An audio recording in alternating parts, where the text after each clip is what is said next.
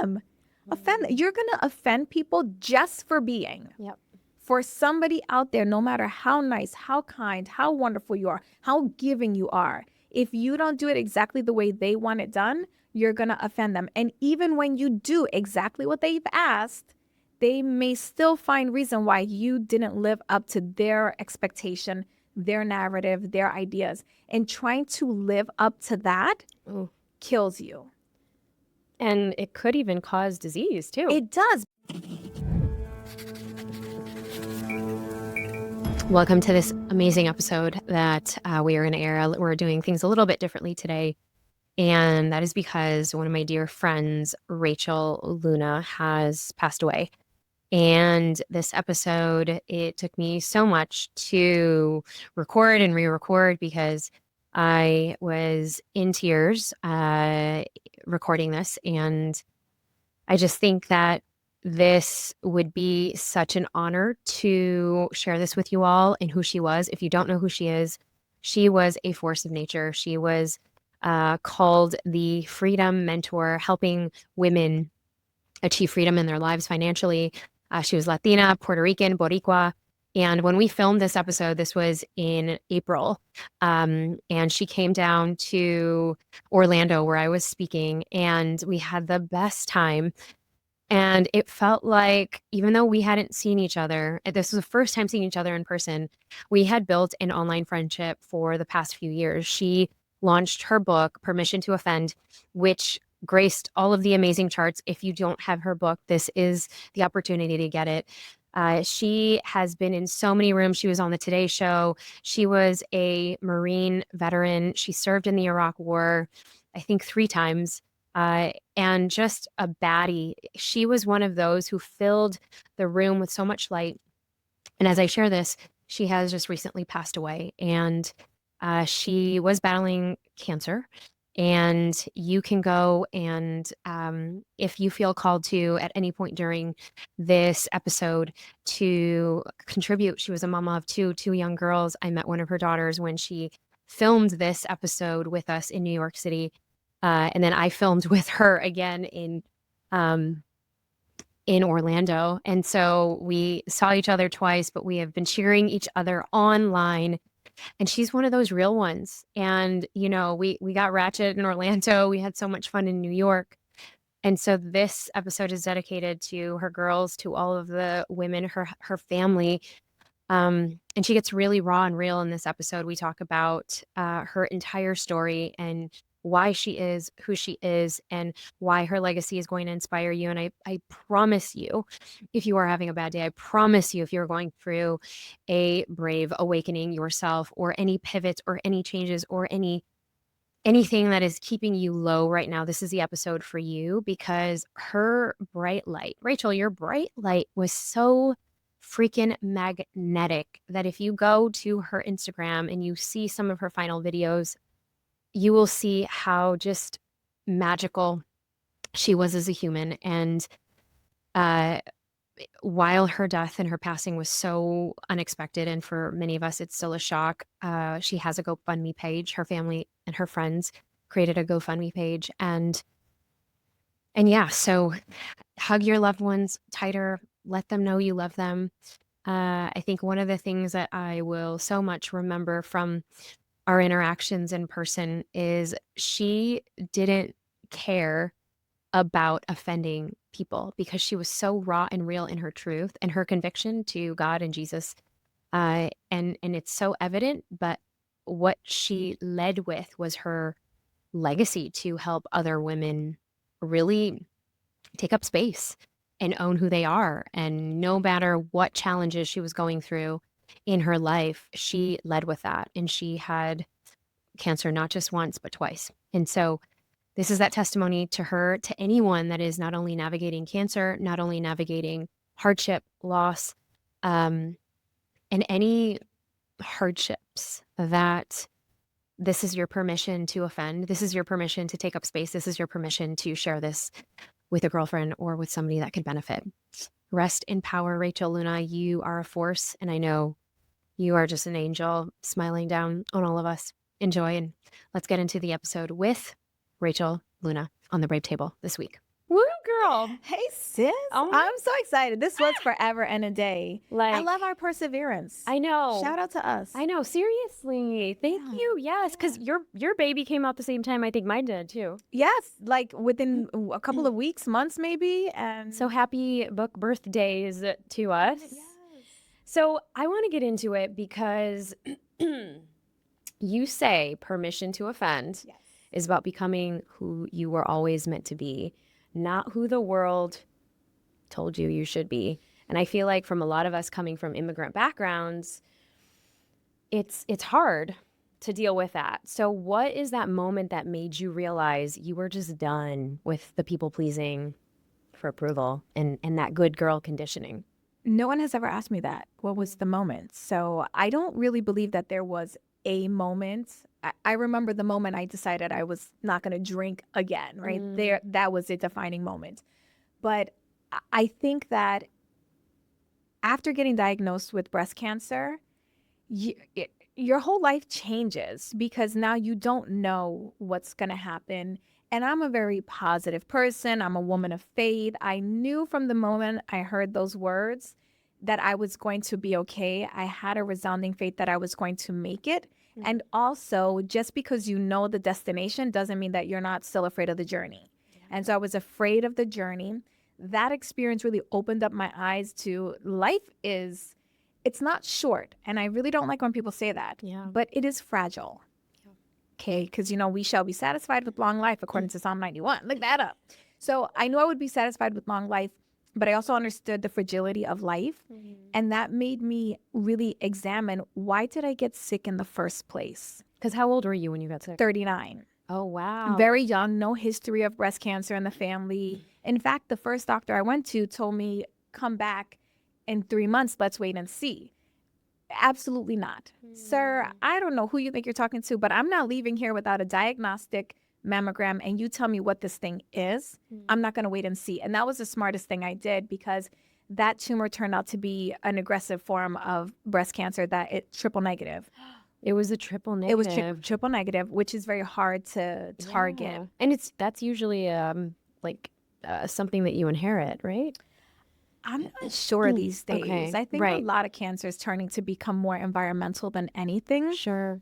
So all that being said, when I was faced with this experience, one of the questions that one of my doctors asked was, why do you think you got sick?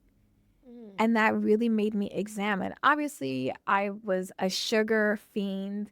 I was surviving on coffee and gluten-free chocolate cupcakes every single morning, handfuls of chocolate chips. Like, that was my diet. I was overstressed. I was go, go, go, very much in the masculine, trying to prove to myself, prove to the world, prove to everybody that I was meant to be successful, that this is who God made me, and I'm going to show you who I am. And you know what you said at the beginning, I was always too much, but still never enough. Always told my personality was too big, always told to tone it down. But then in my outward actions, I never felt enough. And when I started examining those things, I was like, yeah, I'm not going to live like this anymore. But the idea for permission to offend, because this came before. That came before I actually allowed myself to own my authority in that concept. Okay. And I think that's important, because a lot of people get these divine ideas, these little breadcrumbs, and we don't think we're worthy to eat what's in front of us. We don't think we're worthy to carry the mantle that was assigned to us. This, permission to offend, I was speaking at a conference, and I love sales. I love teaching sales. I focus on neuroscience coaching now. And the woman raised her hand and she was like, well, I'm just so afraid to offend people. And the word just came out. I said, offend them. Offend them. You're going to offend people just for being. For somebody out there, no matter how nice, how kind, how wonderful you are, how giving you are, if you don't do it exactly the way they want it done, you're going to offend them. And even when you do exactly what they've asked, they may still find reason why you didn't live up to their expectation, their narrative, their ideas. And trying to live up to that kills you. And it could even cause disease too. It does, because what happens is stress in the body Stress, period, releases cortisol and all kinds of other neurotransmitters that send your body into this fight or flight state. Yeah. When your body is in a continual fight or flight state, that creates inflammation. Inflammation is the root cause of pretty much every disease. And then if you're adding sugars and or Forget about it. alcohol and all the other things and the environment, then forget Mhm. about it. Yeah. Yeah. So you are no stranger to like surviving. Yeah. You've survived more in one lifetime than most do in 3. So you had parental loss. Yes. Both of your parents died of AIDS. Yes, they did. Wow.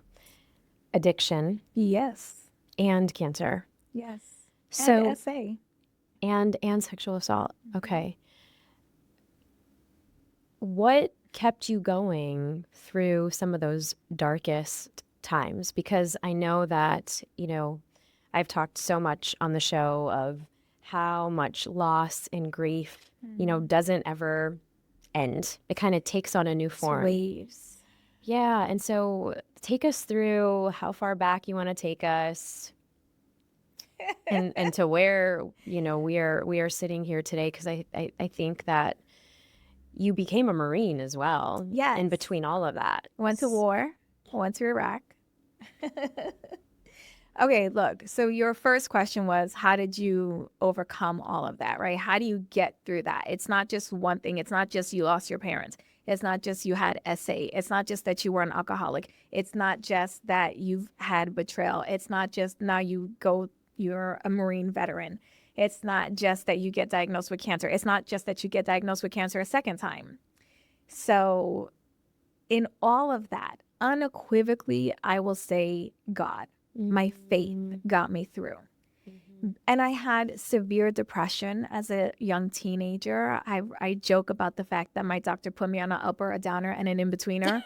But it's true. That's what those 3 pills did.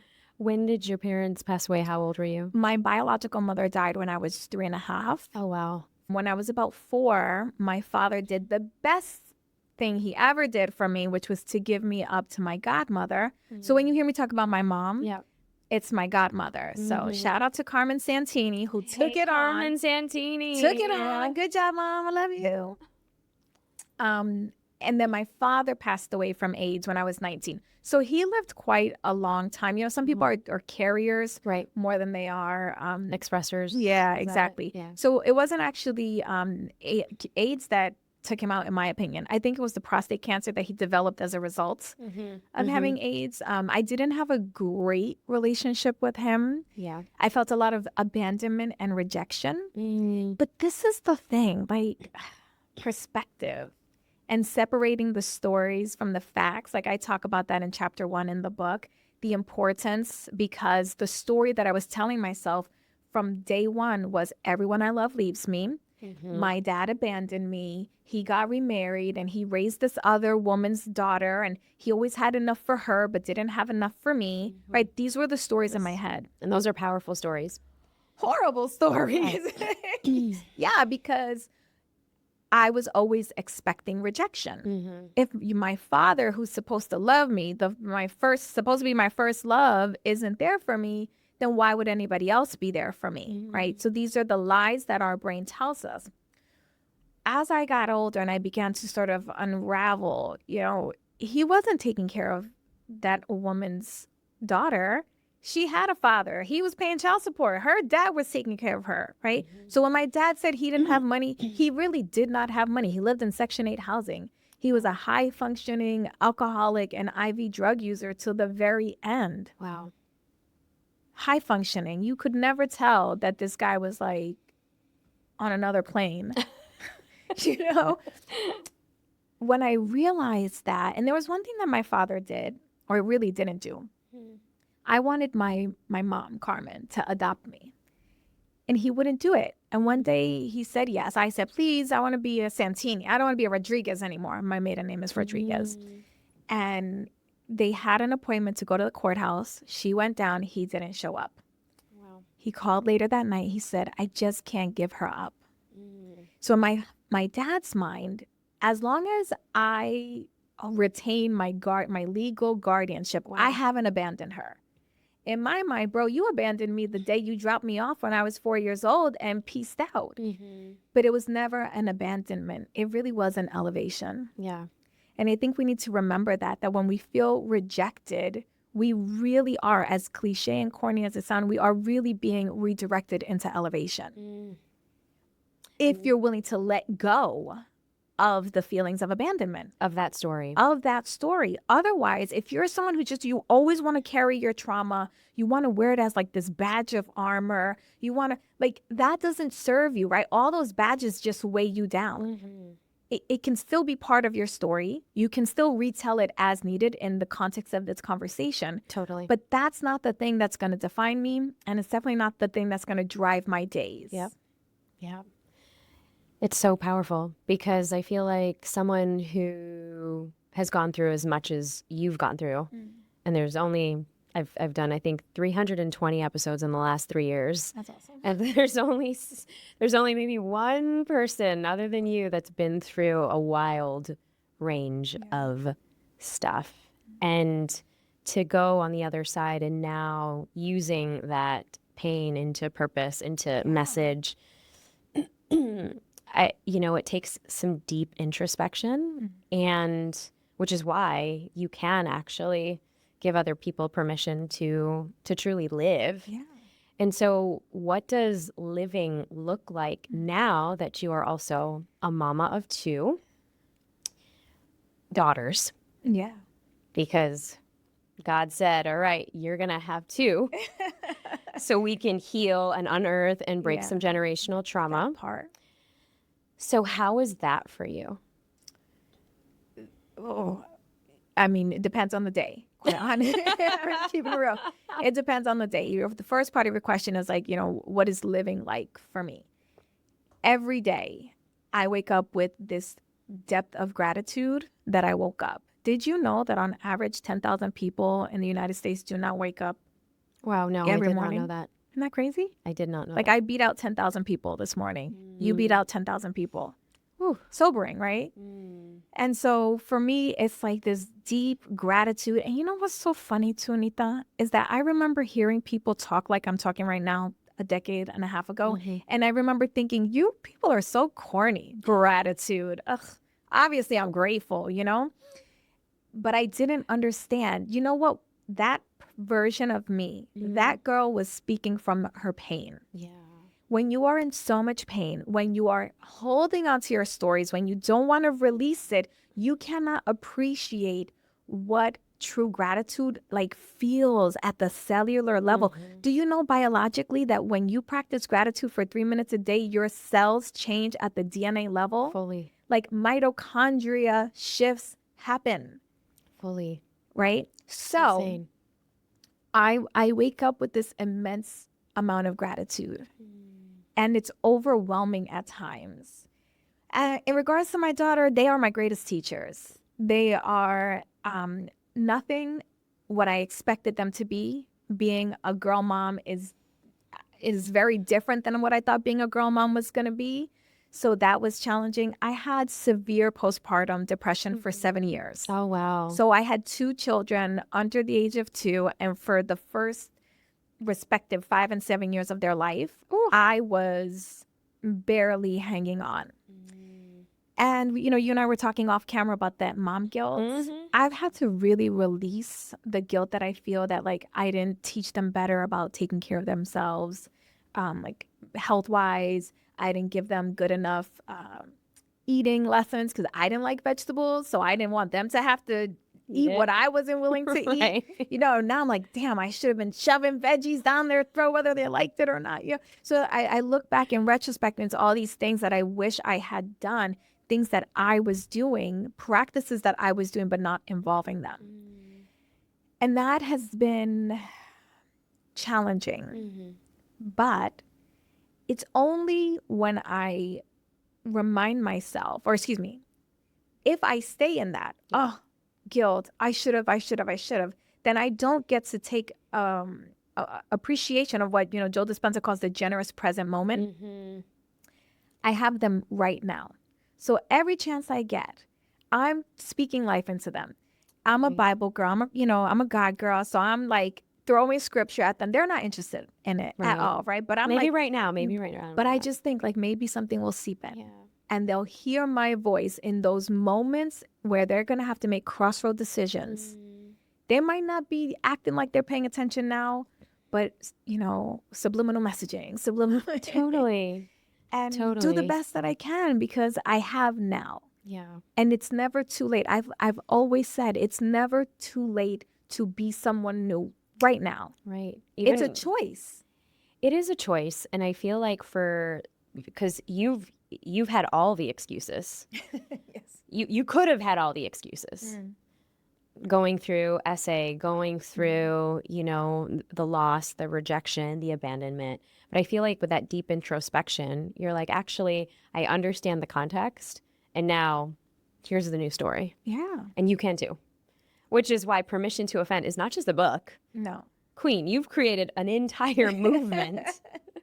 Now, faith has been the heartbeat of your story. And how has your relationship with God evolved, God's spirit, Yeah, that's a great question. evolved through those times and when you were battling your addictions. For anyone who is battling a secret addiction or going through the dark night of the soul Yeah. or is going through a moment right now where they're listening to your story and they're like, wow, she is so positive. Her energy is just like woo, through the roof because we can feel it. You are literally changing everyone's day. Even you. the producers and everyone was here. They're like, she's amazing.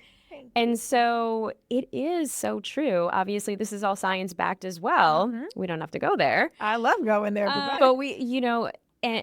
because it just takes one person to change that vibration. Yes. Because from the Hawking's consciousness scale, the lowest vibration of the emotion is rage, shame, guilt, fear. It is the lowest, and then the highest is love, gratitude, awe, appreciation. Yes. Which, if you're starting your day out with that, and you have such a reverence for your spiritual practice, tell us a little bit about that. Okay, well, one of the greatest gifts, the thing that set me free was that it's okay to be angry with God. And that's actually biblical. It says, be angry, but sin ye not. So that means that we can question God. We can lay our frustrations at the throne and say, you know what, I'm pissed. I talk to God like he's my homeboy, and to me, God is like, I'm okay with the patriarchy in that regard. Like he's a guy, he's my father. I'm okay with that. And what I love is that I can lay it all down and say, you know what, I'm pissed off today. I'm angry. I'm frustrated. I don't understand today. Help me understand. And I had lost a girlfriend of mine to triple negative. Wow. And now I've lost a lot of friends. Once you get into this community, it's like, hit or miss. It really is. You just don't know. And so she passed away. And I didn't understand because she had so much faith. And I had this belief that if I just have enough faith, I'll get through it. And that's actually not true. We're going to talk about that in a second.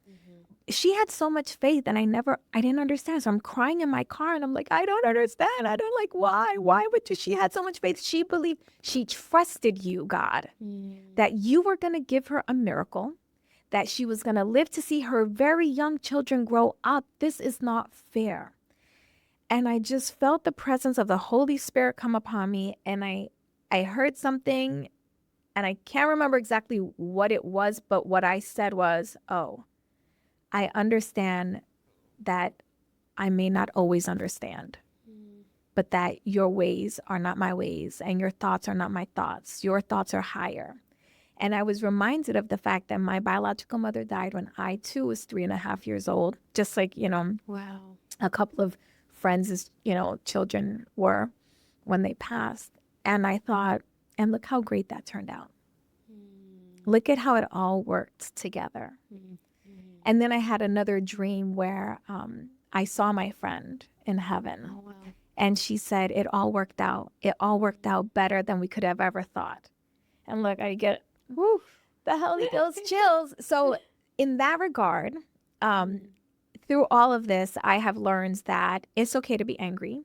It's okay. Like, even though rage is a low frequency, I think it's okay to feel it.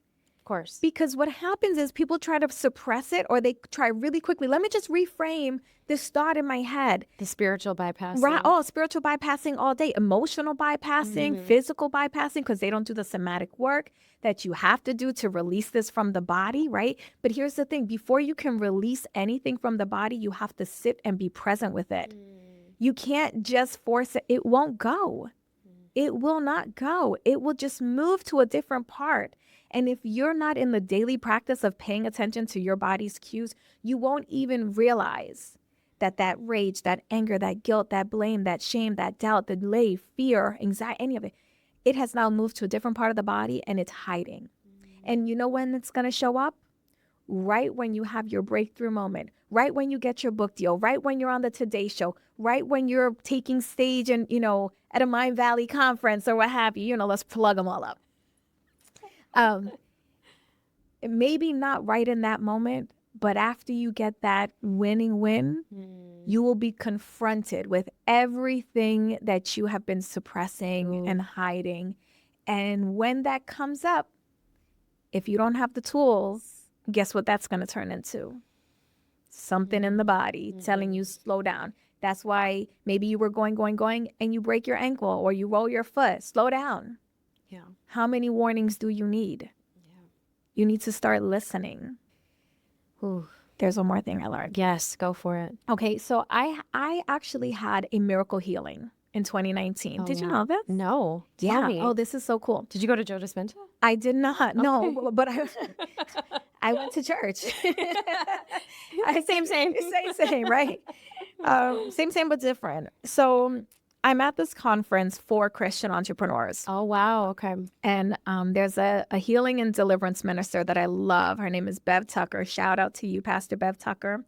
And I was volunteering. I had just gotten the news like 2 days fresh. I had a paid VIP ticket to this event, but my friend was hosting it. And I said, hey, give my VIP ticket to someone else. I'm just going to go and volunteer. I'm going to go and serve because I need to be moving. I can't just be in a room sitting, having all this information blasted at me. Yeah.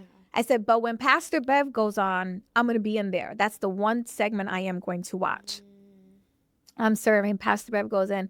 She is breaking things off. She's casting down the enemy and the spirits and just all the things, right? Like she's calling it out.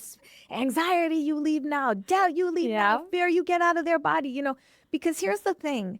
Those emotions, everything has to bow down. So true. We have authority. The word of God says you have power of life and death in your tongue. It actually says you have the power of death and life.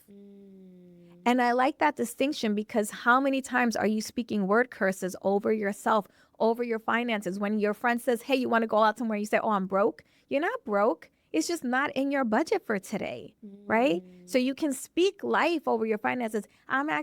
My money is spoken for today for investments, debt, pay down, whatever.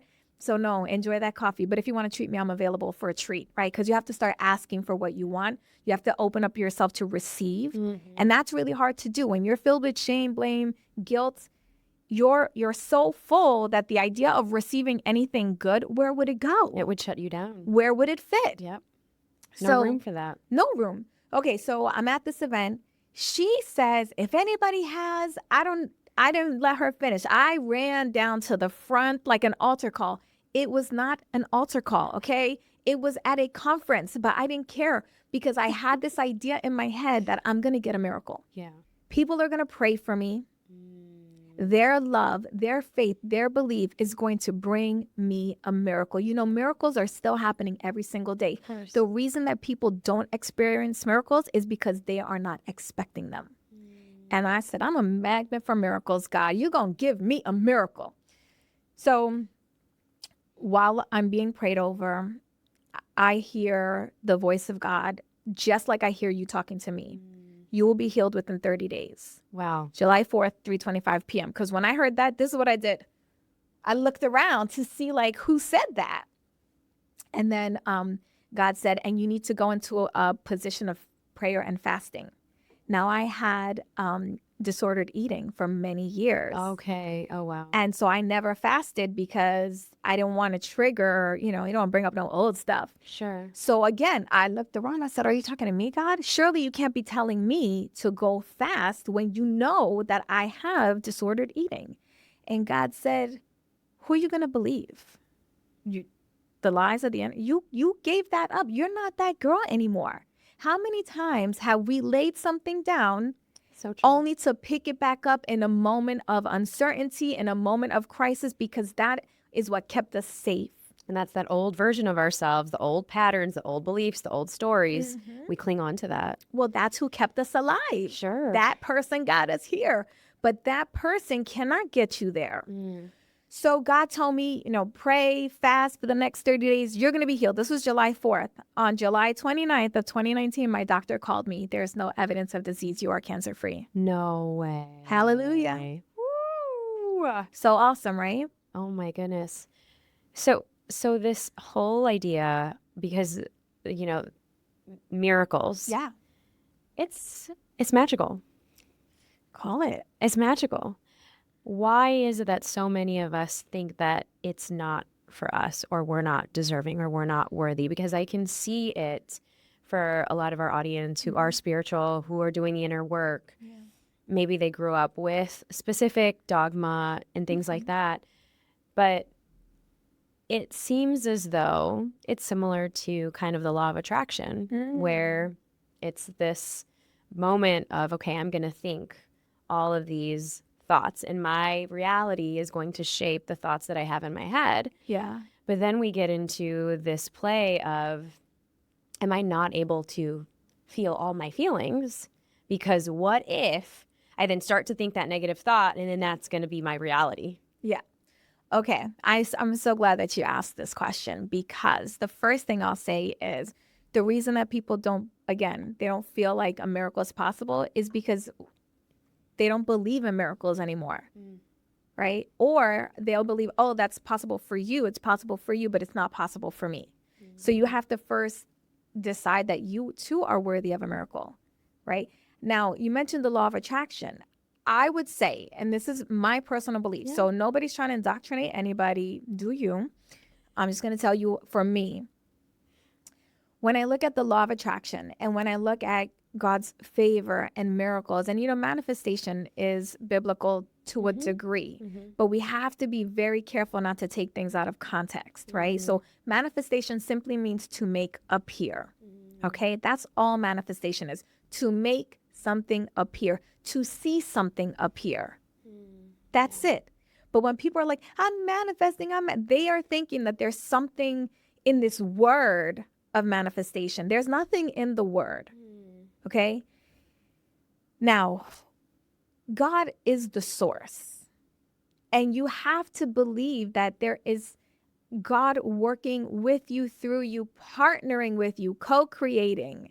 And not only that, so you can get the miracle, but there is work in maintaining the miracle. And this is why I believe I got diagnosed with breast cancer for a second time. Wow. So I had the faith for the miracle, but I didn't walk in the belief of the miracle. Interesting. So this is why you see people manifesting and then crashing, manifesting and then crashing, right? So you didn't manifest, you manipulated your results.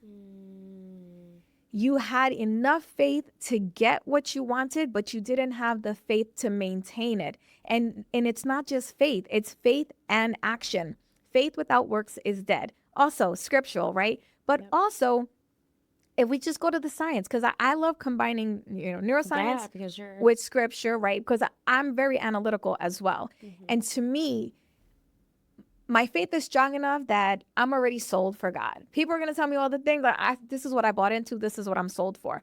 But I still question, how was Jonah in the belly of a whale? I had to go learn that whales actually have 4 stomachs, and it is possible that you could get swallowed by a whale and actually make it out. I didn't know that, right? So when we look at, you get the miracle, you believed for it, you get the manifestation, you believed for it. Are you now full of fear, doubt, and anxiety that any moment you're going to lose it?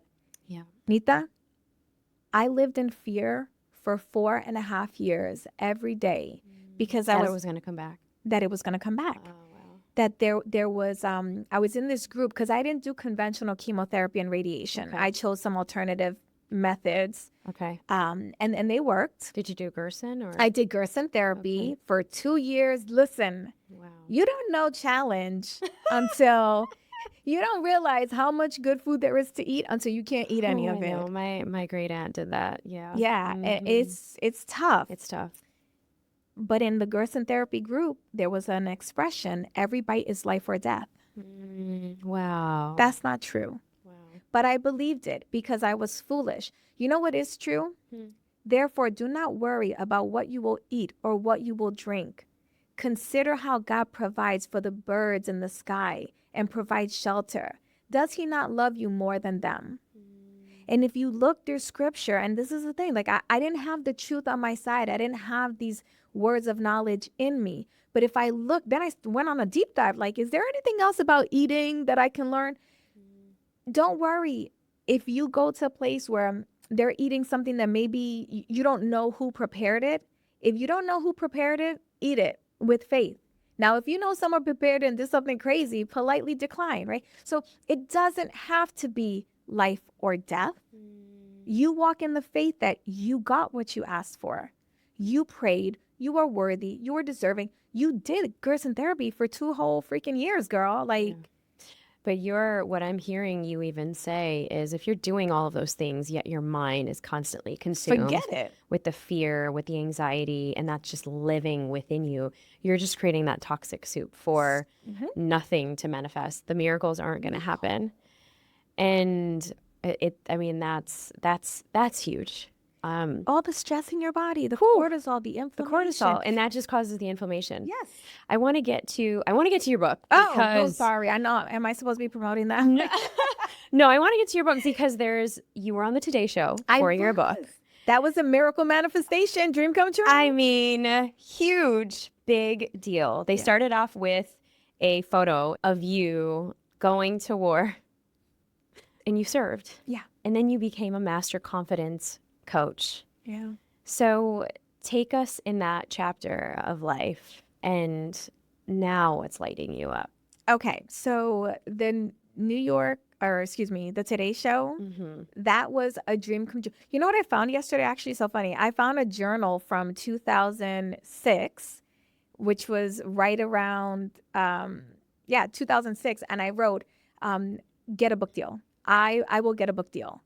Okay. So I'm a big time, I love journaling. I have my right shift script method. Love it. Love it. And it's in chapter 9 in the book. So get the book. Okay. Okay. That's true. I have been wanting that my whole life. I remember when I first started my business back in 2011, 12, every day watching the Today Show, 9 a.m. with my taking notes on what kind of questions they were asking. Come on like now. I had prepared for that moment. Oof. I knew that one day I was going to be in that studio. I didn't know how. And I remember looking at guests like, I've never seen a coach on. Like, they never have coaches on. How am I going to get on the Today Show? I did not know, but I had the belief that was where I belonged. Every time I walked into Barnes & Noble, I would go to the personal development section. I would say, like, I'm going to have a book here.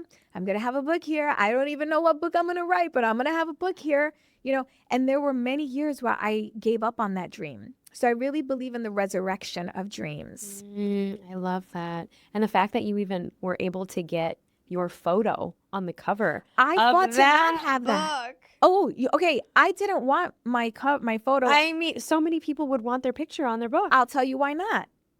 Because look, and now look. And I knew that my look was going to change. It's okay. Well, until you go to your own book signing and you park where it says for authors only. This was my very first book signing ever in Jacksonville, Florida. And I park where it says author parking. And the owner of the bookstore comes out yelling at me, "You can't park there. That's for the authors." I'm like, I'm the author. She goes, "Oh, you don't look like your cover." I was like, I knew it. I knew it. I told them. But I reached out to a friend of mine, a mentor, and she said, if I could have had my face on my cover blown up even more, I would have. She said, you own that. Take up that space and own it. It's true. So that really got me into this idea, like I am ever evolving. And that's okay. And actually, that's good. That's growth. So going back to the Today Show, I knew one day would be the thing. But this is where faith and preparation and taking action so that you can maintain the miracle. Like, that's what we need to call this episode, maintaining your miracle moment, right? Or call it whatever you want. But in my mind, it's like maintaining your miracles. This is how you get the miracle. This is how you receive the miracle. This is how you own it, embody it, personify it. Let it be yours. Receive it with all the love that God allowed you to have it. And then do your part fiercely to maintain it. How do we maintain the miracle? We prepare. So I paid out of my own money to do this video shoot where I was talking about the book so we could send a little package to all the different producers and So smart. whatever, Yeah. so that they could see what I look like on camera, so that they could see I had my sound bites. I did all of the things. And then I said, all right, God, I'm unemotionally attached to the outcome. Yep. I've done my part. My friend Patrice Washington, do you know Patrice? Oh, well, I'm connected to it. She's great. But she says, you got to give God something to bless. We have to make offerings. Right. You know, we're supposed to give everything that we have and sell your possessions. Do you know what that is? What you possess inside. It's not bad to make money in business. So you mean to say that we're not just supposed to write it down on our journal and just like sit on a mountaintop after our yoga class and that's why I have a problem with think, believe, receive. Just manifest. It's just gonna manifest like that. No, I mean, and here's the thing. This is why I think people get confused. Some things do. Sometimes you do just have a good old thought. Like, for example, this right here today. When I saw you were in New York, I was like, maybe I could see her. Maybe we could meet up. And then I was like, hey, maybe I could come down. And you were like, hey, maybe you could come down. You know, I did just think about it. But if you don't pay attention to the steps, there were steps here. There were steps. Like you could have not reached out. I took a step to reach out. Yeah. We kept following up. Yep. I moved things around. You moved things around. So we were taking actions. Yeah. And they may not have felt like big actions because they weren't big monumental actions, but it's like the small, consistent step. The fact that we've been trying to have this moment for years and the follow-up. And that's the biggest thing. We've been trying to do this for 3 years. Almost, 3 years. 3 years. Legit. Yes. And we didn't give up.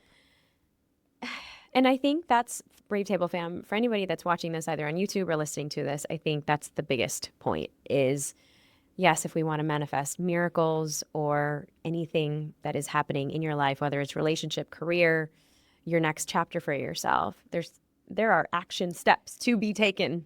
To maintain the miracle, you must stay in action. Oh, so you good. must. You cannot get complacent. Now, when I say you must stay in action and you cannot get complacent, I'm not saying that you need to be hustling and hurried and in fear because those low frequencies or coming from a place of lack or disbelief or doubt, right? So, you know, there's this idea of like, I'm waiting for the other shoe to drop. The first time around when I got breast cancer, I was waiting because triple negative has such a high rate of recurrence. And they told me if I made it to the 5-year mark, once you hit 5 years, your risk like decreases exponentially. And so everyone wants to hit that 5-year mark. And I was just like, could I just make 5, looking at the clock, you're looking at the clock, obsessive. That is not healing energy. That energy does not produce good fruit. That's the frenetic, anxious energy. I reliving it right now with you as I'm talking is like, I have to remind my body. This is a great exercise, by the way. Your brain does not know the difference between the truth, a lie, an imagination, or an idea. So every time you retell your story, you need to make sure that you're retelling it with a purpose so that someone else gets the blessing, so that they get a nugget, a lesson, so that you are not just retelling to open up the wound or to pick up the suitcase of your old baggage again, right? Right. And then you have to remind your brain, body, relax. We are here in the generous present moment. You are safe. There's nothing in here that's going to get you. You're with a friend. You have a delicious cup of chai. All is well. Your cells are healthy. You can activate that parasympathetic nervous system. You can go into rest and digest right now because the retelling of the story was so powerful and it was healing. Yeah. It's not hurting you, right? But why do you have to do this? Because if you just tell the story and you don't do any kind of priming before, during, or after, you're going to send yourself into opening those wounds. And then your non-conscious mind is going to keep replaying the crappy part of the story, not the blessing, not the, oh, right, I'm going to stay in flow. Right. I'm going to get myself into a flow state every day. Before I do anything, like even before we started this recording, what did I say? I said, can we pray? Yes. Yes. And that was a beautiful prayer. And we prayed just to, because we're priming our subconscious, we're priming our nervous system for the entire conversation. And I think it's so powerful as now, you talk a lot about these neuroscience hacks in the book as well. So tell us, who is permission to offend for? oh, listen, I personally, obviously, it's my baby. I think everyone needs it. Yes, of course. But I don't think that everyone who needs it would actually pick it up. And the reason I say that is because, you keep referencing to me as a confidence coach. And I think at the end of the day, that is what I do provide. But most people don't want to admit that they're not confident. I do this event called Confidence Activated. And I had a friend and she's like, I keep seeing your ads for Confidence Activated. I'm so tired of it already. I'm not going. Stop targeting me. She was like lovingly, but she definitely was frustrated. And I said, well, why aren't you coming? It's going to be a great event. You should be there. And she goes, I don't need confidence. I said, oh, that's so cute that you think that, honey. Oh, bless your heart. Everybody needs confidence at some point or another, because confidence is not, it's like motivation. It's not there when you need it, right? You have to generate it. Sure. And there is no one person who feels confident in every area of their life. And if you can admit that to yourself, if you can admit, you know what, there are some gaps in my life right now. There are some leaks. There are some areas where I am betraying myself. And I'm betraying myself, but I'm calling it hustling for my business. I'm calling it sacrificing for now so that I can enjoy later. I'm calling it being loving. I'm calling it being a heart-centered leader. I'm calling it being a mama and a nurturer and a caregiver and a healer and a provider. I'm calling it being a coach. But then you are betraying yourself every single day that you don't say exactly what you mean, what you want, when you don't ask for what you need. Or, I was thinking about this morning, we ask for what we want, but then you're not ready to receive what you've asked for. Yeah. And that sends your body into this cry for, oh my gosh, this is not safe. Right. Or the victim. Or the victim. Or This the never blaming. works out for me. It's her fault that it's taken this long. Like, you made it. I love cooking shows. And I was watching this one cooking show, and one of my favorite chefs, this was her 6th attempt to win this competition. Oh my goodness. Last year, she lost it by 1 point. Oh my goodness. She finally wins. I start crying because I understood that there has to be a perseverance, a willingness to never give up on what you are endeavoring to do. But in order, you have to let that old person die. Yeah. And it's almost like that resurrection of the dream Yeah. that you keep talking about, which, we had just interviewed somebody else on the show that it took her, Sarah Hamdan, her newest book is coming out. It's her debut book as a no-name author, but she was writing this book for about 10 years. And she would put it down and write it again, put it down and write it again, and put it down in every single stage of her life. And then finally she won like a Netflix award for, this like entry. And so that's when she decided to pursue that dead dream. Yeah. Again, it was like those little nudges, but it was the consistency. Yeah. And so, as we get into our spill the chai round, because, we're wrapping up here, what are you braving currently? Oh my goodness. Okay. Oh, I didn't even want to say it out loud, but I'm gonna. Okay, so what I'm braving currently is it ties in with the resurrection of dreams. In order for something to be resurrected, it had to die. And I have been really, and I'm going to say playing, allowing myself to make it play in the space of letting the old version of Rachel Luna die, which is hard because I don't want to die. I want to live. I want to be satisfied with long life according to Psalm 91. Like, that's my birthright. But I had to remind myself that that is just a physical, emotional death of who I was. I'm not her anymore. And every time I keep trying to be her, it stops me from who I am today and who God is preparing me to become. Yeah. So I'm braving stepping into my authority in neuroscience coaching. Yes. It's so scary to say that out loud because it's like, well, who do you think you are? Are you a PhD in neuroscience? And I'm like, no, but I've studied this for so long. And you have full lived experience. Full lived experience. I fully understand what the hell is happening in my brain and my body and how the two are talking to each other and all of the hacks and the things. And, it's not one approach. It's multifaceted approach of things that, neurologically, biologically are happening, right? So owning that and, with my certification, that's a hard, it's hard to say like, yeah, I did a photo shoot. We had brains involved. I was like, okay, we're going in on this. Yes, Rachel. And owning that this is what I have now. This is the gift that I have within me. I really believe that we are here to leave a legacy. Yes. Right? A legacy for me is of faith, worth, health, and wealth. If I can help your life change in any of those areas, it's a life well lived.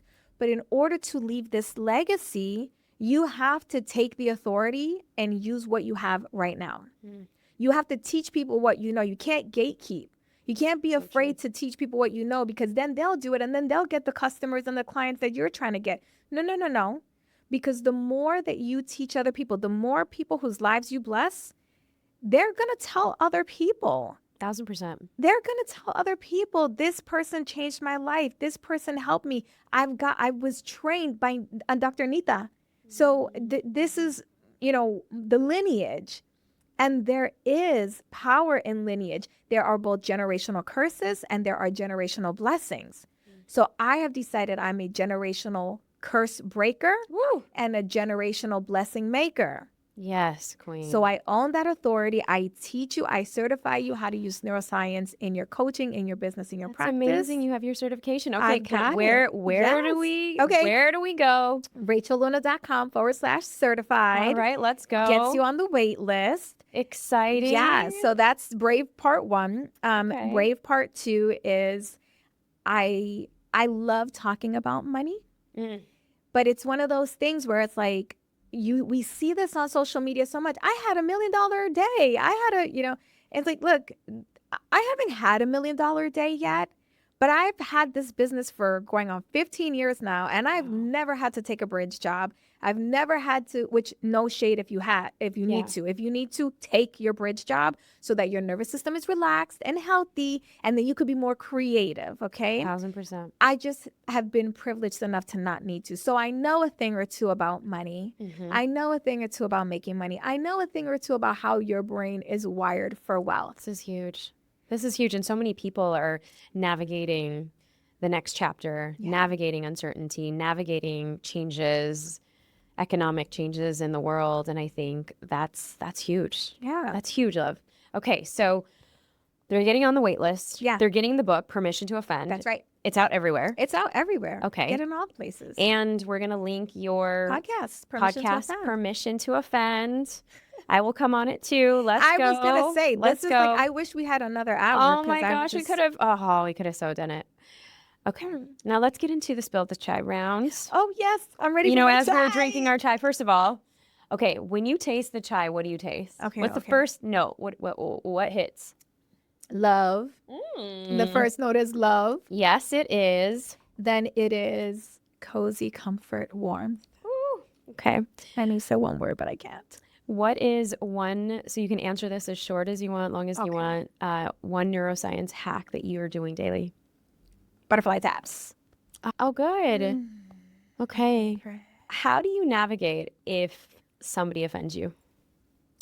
Oh, I love this. Oh, first of all, it's very difficult to offend me these days because I wrote the book on giving yourself permission to offend, and I talk about increasing your offense capacity quotient. Okay. So it's like the more you can allow yourself to be offended, the less offended you are, and the less afraid you are to potentially offend other people.